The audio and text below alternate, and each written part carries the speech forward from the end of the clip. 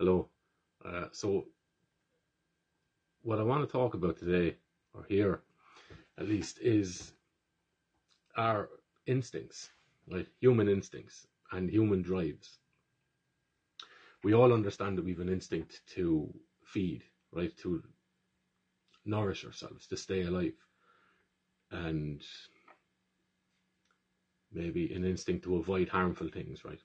But we have instincts that go far beyond physical needs, right?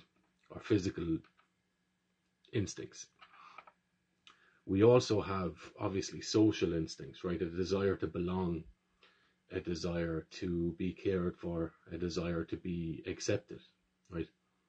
And to be part of a group, be part of a family, part of a tribe. And the flip side of that then is the desire or the drive to individuate, to separate yourself out from other people and to become your own personality, become your own clearly different person, right? In comparison to other people. So those instincts can be hijacked by a combination of things, right? They can be hijacked by the media.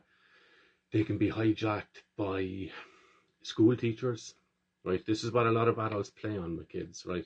The instinct in the child to be seen as good, because being good means being more accepted, and being more accepted means receiving more care and more love, right? So adults and teachers, they're the same thing, obviously, hopefully, right? Uh, they play on that instinct in the child, okay, and to greater or lesser effect, right? Um, so in order to keep a group of kids in line, you play on social conformity, right? And not wanting to be the one that stands out as the bold child, right? Unless the child don't care anymore and they've given up that. They've thrown that out the window. They've accepted they don't fit in, they don't want to fit in, they have been neglected and they haven't felt love, therefore they don't yearn for it anymore, or they don't act in accordance with somebody who's looking for that approval, right? And you have trouble on your hands then if that's the case, right? So governments can also do that. And I look, people who are hired and they have their job in the government, right, can do that. Because I clarify that, because there's no such thing as the government, right? It's a bunch of people. It's people making decisions and acting out things, okay? We can kind of disqualify holding people to account by declaring the government is doing these things, right? And that's whatever. But they can capitalize on people's instincts, okay? And you can see this most commonly, obviously, in the rhetoric that they use. And in Ireland, what's very apparent is they use the Irish people's desire to not be left behind, right? To not be seen as less than, to cajole us into making decisions or to accepting decisions made on our behalf that, if left to our own devices, we would never land on, right? And you can see this most exemplified when politicians will say, we're the last ones in Europe to have X, Y, and Z, therefore, as if there's a natural therefore beside that, right? So there's a couple of things going on there. So number one, it's been made this the morale. There's an implicit morality being shoved onto you there with statements like that, right? So number one, that to stand alone or separate from Europe would be a bad thing, right? And number two, to step apart or to be separate from Europe as Ireland, as Irish people, is so beyond the realm of acceptance that they don't feel the need to give any further argument as to why we should accept what it is they're selling to us. They just think, look, this'll work. We'll tell you we're the only ones in Europe that don't do it, therefore we should do it, right? There's a declaration there that there's no confidence in the fact that Irish people's decision or Irish people's customs or ways can be correct, either distinctly correct or in comparison to other European countries, right? And that works for Irish people, sadly enough, but expectedly enough, okay? Because we do have a self-esteem issue. And I know that sounds kind of light, right? But we'll break it down a little bit. Like, so self-esteem can be broken into two components, right? So number one is your estimation on your ability to schedule a task, whatever it is, whether it's physical or cognitive, right? It's an intellectual task. Your ability to complete a task, your ability to get things done, right? Do you think you're capable? Your belief in your capability in doing whatever it is, right? In attending to life, in meeting life's challenges and overcoming them in a mature fashion, right? So that's one strand of self-esteem. The other one is your ability or your belief in yourself,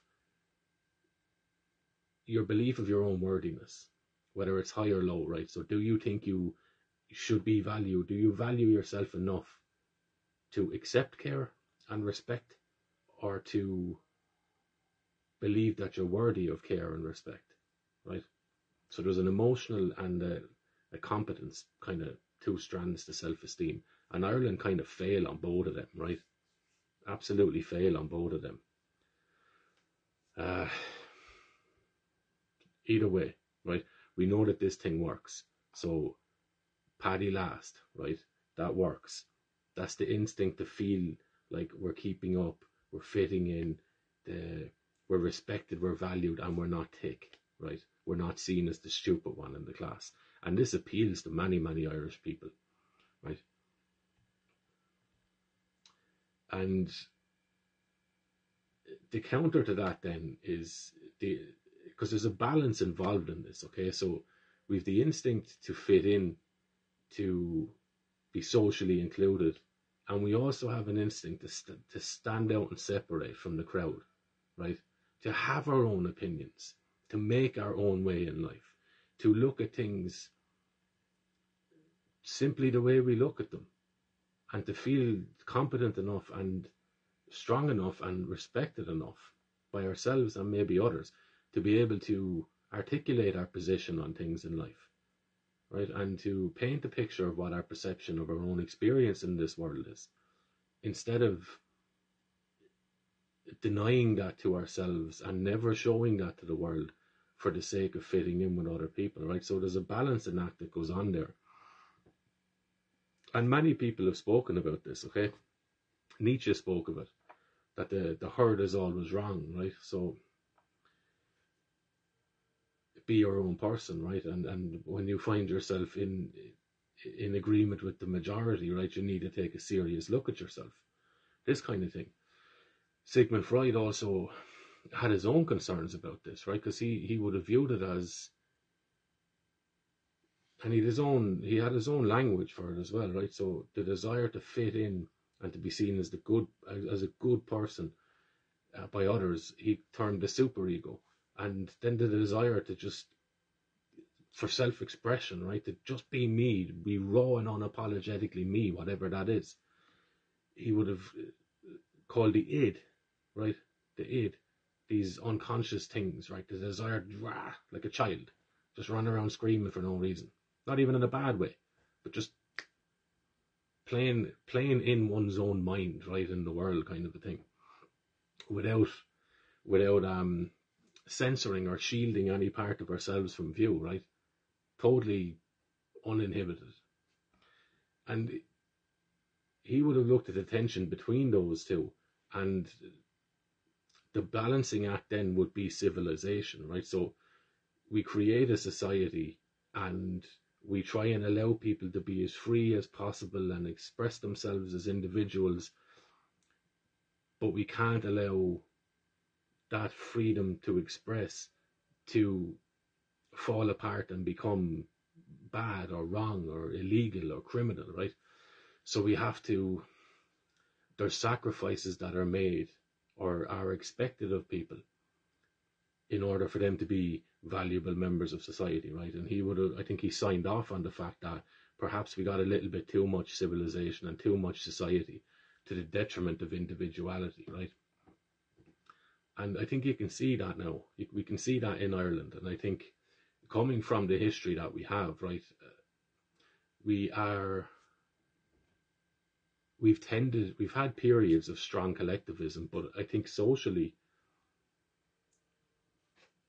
and again, correct me if I'm wrong, but we have probably one of the most individualistic mentalities probably in the world, right? Historically, absolutely.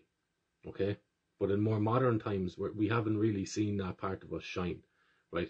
Because there's a tendency, we've become overly socialized. We've become domesticated, to put it a better way, right? Irish people have become domesticated. So we're caught in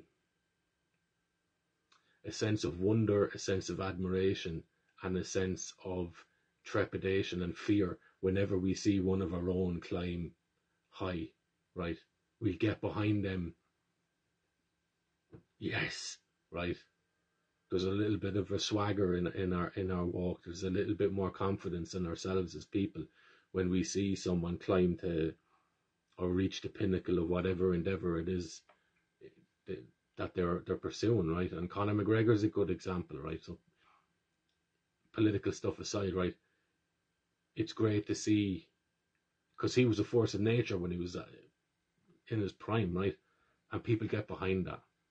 But as soon as one little thing is shown to be not pristine in that person, Irish people will tear that person asunder and disown them and declare that they never had any love for them in the first place, right?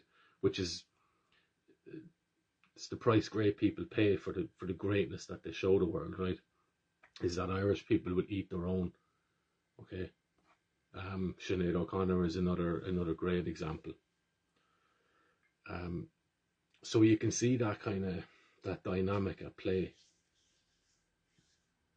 But if you're talking to any Irish person, they will never accept the fact that they are not doing their own thinking. It is very, very rare that you would meet an Irish person that says, I just think what everyone else thinks. I've never thought about it. I don't make up my own mind on things. Show me this person if you find them, right? Irish people, we like to think we know it all, we know enough, and we've come to these conclusions solely through our own hard work and attrition, right? And while I might be influenced, I'm certainly not dictated to, right? And we all have this I'm the king of my castle attitude, right? Or I'm the king of my own mind, my own imagination, in my own world I'm the king. We all have this. And to the degree that you are close enough to that, to the degree that that is true to you in real life, the more open and humble you will be to accepting the fact that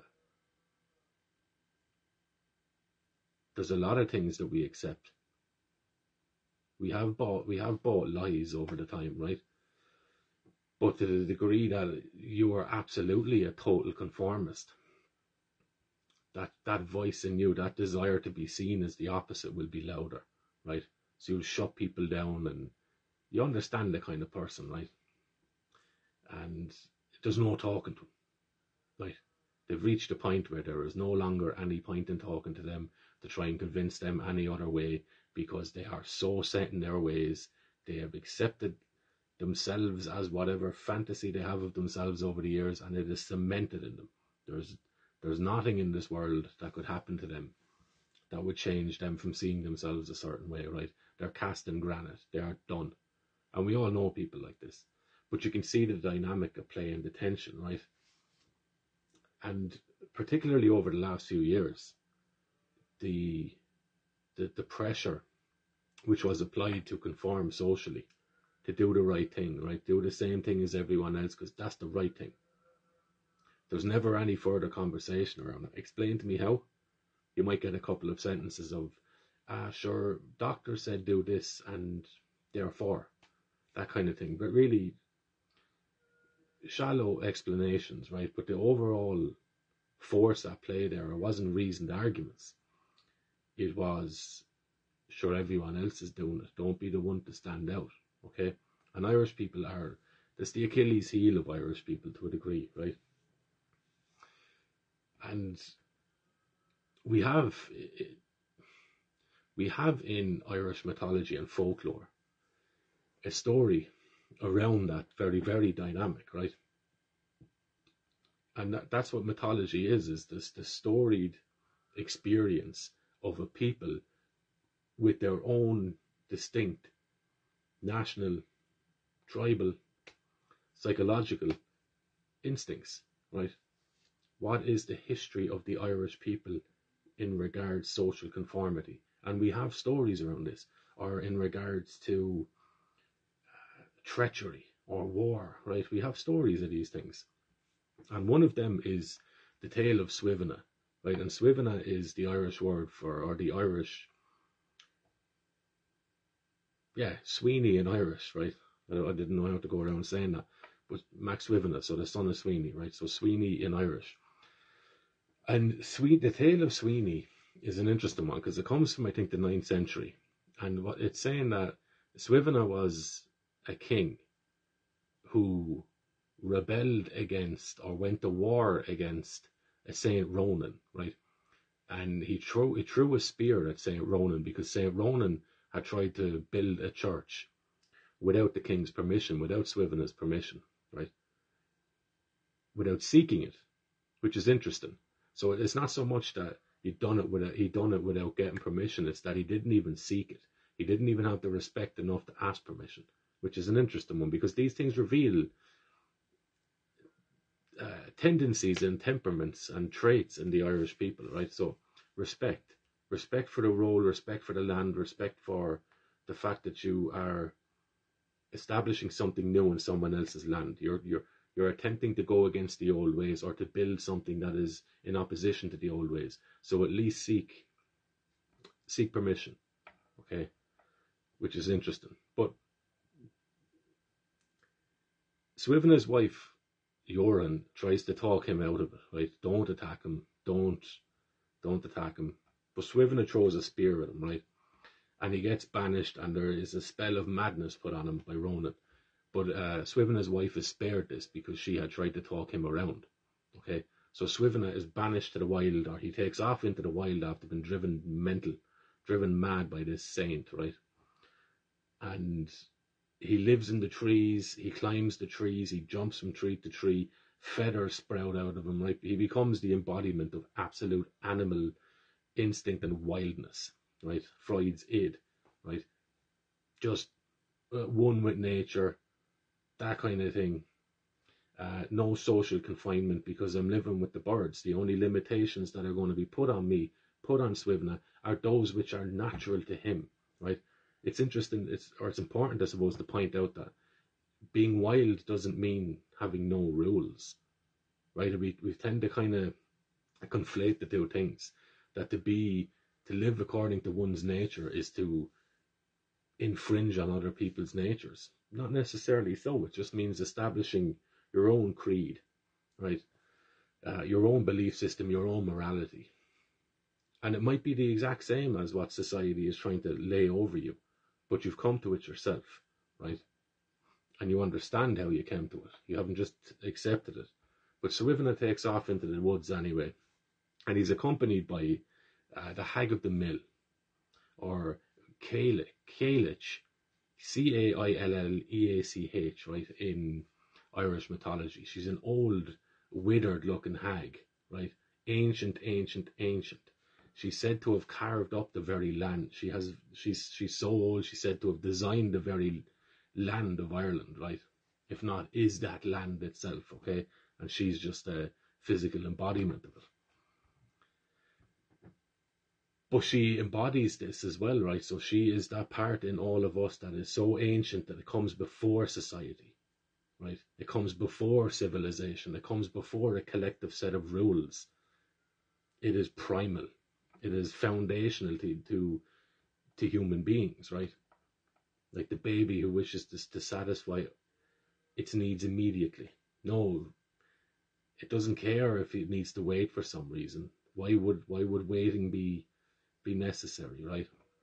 This sort of a thing. But in an adult form, that desire to please oneself, to be at home in oneself and to satisfy oneself when those needs arise in the adult form. It's retained across the years, right? It hasn't been lost. So Swivna takes off into the woods. He is living roughly. He's losing weight. He is sleeping in ditches, sleeping in trees, right? Sleeping on the edges of cliffs, this sort of thing. Living with the birds. And eventually he gets lonely, right? He wants to see his wife again. So he goes back to his wife. She invites him into the house. He goes in, but she's set to be remarried to a successor, Swivna's successor, the new king, right? And so Swivna enters the house. The king's men armies charge at the house to, who's this fella, right? Get rid of him.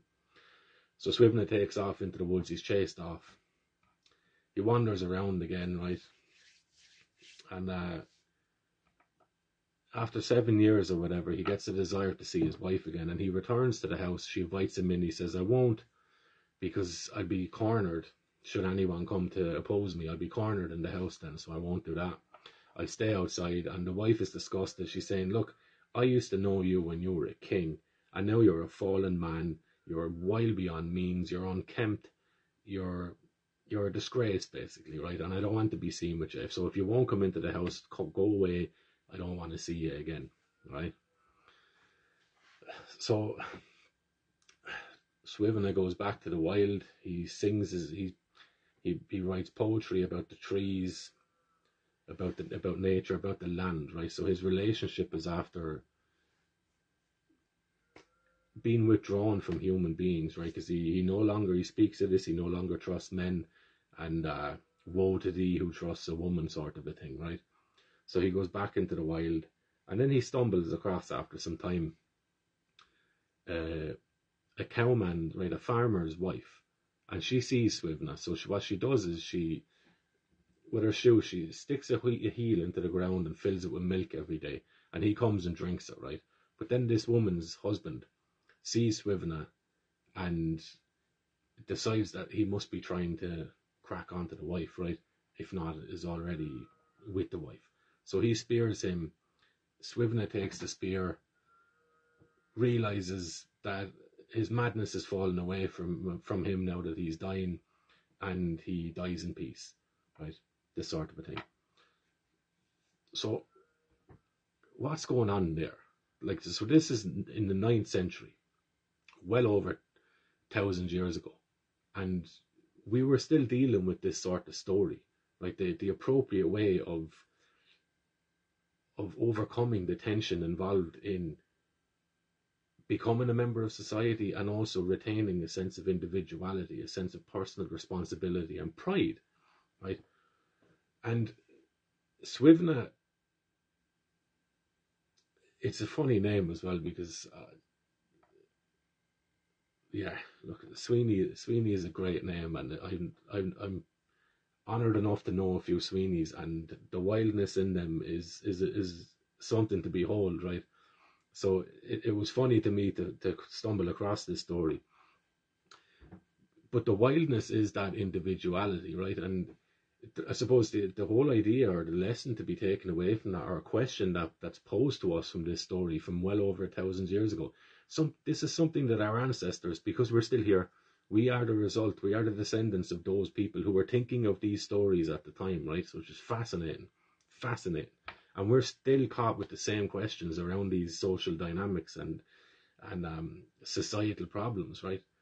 Is, how do I remain who I am as an individual and express my own nature in this world without running foul of society and being stoned to death, essentially, right? Can I? Is that even possible? And it seems to me that the Swivna tale, it suggests that either you remain a king of your own land, right? Which means you take on the responsibility, not just of being a king, of being a husband, being a farmer, being a priest, right? Performing sacred duties and developing a worldview and a philosophy that you can hand down that will make sense of the world to people, right? You have to be a teacher to the people that follow you and the people that are in your life. If you can't make sense of the world to them, then you can't lead them, right?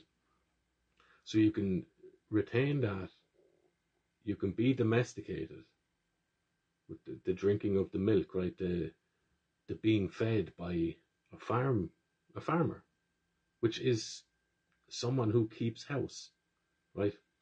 So you can be domesticated, you can retain being a king, or you can live according to your own nature and probably be on your own, right? But with happy with yourself, And so this brings me around then to one last thing, and then I'll sign off on it. Then a funny thing about Irish people is it seems to me that this desire, this wildness, the Swivena, right, the being unapologetically you and free. This is something that's romanticized in Ireland, or we romanticize it, coming from our own history, right? We don't engage with our history sufficiently enough to realize that these things are still present in us. We can animate them again if we want, right? But we all pretend that we'd like to be Swivena, unapologetically me. I don't care. No one's housing me and domesticating me and applying rules to me that I don't agree with, right? We all like to think we are that person, and no one wants to put their hand up and say, "Well, you know what? I'm all right with just doing what I'm told and living by another man's code. No issue with that. Whatever. Call me what you want. I don't care, right? I am, for all intents and purposes, a serf. I'm here to do my job and I don't want any trouble, and then that's it, right? But no, very few people want to admit to that. So what the game seems to be between Irish people and politicians is, if you're good enough to sell me an idea or to paint a picture of me that allows me to convince myself and others that I'm still free and wild at heart, while also being able to accept that you're going to take over responsibility for so many areas of my life. You'll take them responsibilities off me without showing me up for it.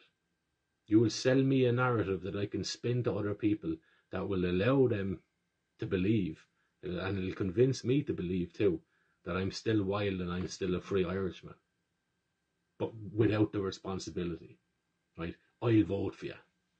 And I will brand myself with your party name till my dying day, regardless of what you do. Right? So that seems to be the game with people. And what a dishonest way of living, okay? And if that's what you're handing down to the future generations, you're probably better off not having them, right?